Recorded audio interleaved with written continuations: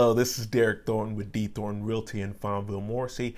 Here to talk to you guys about one of the most popular questions that I get from a lot of buyers, and that is, Derrick, our lease is coming up in 6 months. It's going to be ending, and we're trying to figure out how long should we wait? When should we start the home buying process? That's a very important question to ask, and something you definitely want to be prepared for sooner rather than later. And it's a loaded question. It's not something that you can just concretely answer for every single person. It depends on the price point and the location you're looking at. On average, most of the time with buyers, we're usually actively touring and looking at homes. For my own situation, use about 8 to 10 homes over the course of about 4 to 5 weeks. That's about the average. Sometimes a little more, sometimes it's a little less. It just depends. And then after that, once you get the home under contract, on average, it usually takes about 30 to 45 days to close. And so, like I said, you're looking at about an 8-week span. Now, for those of you who noticed my most recent Did You Know post, I talked about a clause in there called the 14-day clause. In the state of North Carolina,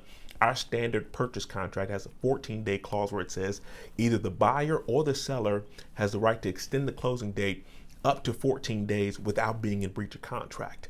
And so I always want to make sure I leave a little wiggle room in there. So if your lease were to end on September 30th, I would never recommend that you try to close on September 30th. I'm always going to try to push it up a little bit. That way we have some wiggle room if things kind of go crazy. We may need to make some changes at the last minute. Another thing to keep in mind is that the payment structure for rent payments versus mortgage payments are completely different.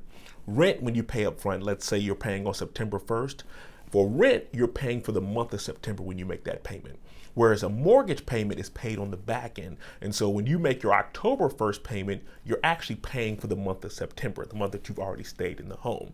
And the reason that's important for you to know is that when you close on a home, if you closed any time within, let's say, the month of September, your first mortgage payment wouldn't be until November 1st.